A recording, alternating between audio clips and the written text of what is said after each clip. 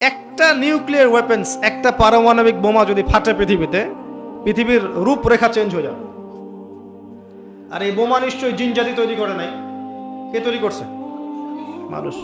এর এর মধ্য দিয়ে কি মানবতার কল্যাণ হবে যদি একটাও ফাটে? কখনো 47-এর দিকে ফেটেছিল না দুইটা? কোথায় কোথায়? জাপানে, হিরোশিমায়, আর কোথায়? বোমাগুলোর নাম বলতে পারবেন? হ্যাঁ, মাশাআল্লাহ মাশাআল্লাহ, লিটল বয় আর ফ্যাট ম্যান। এখন পর্যন্ত জাপানের নাগরিক যারা আছেন, এর যে বিষক্রিয়া, এর দ্বারা ইফেক্টেড, তারা এখন বংশ পরম্পরায় এটা চলছে।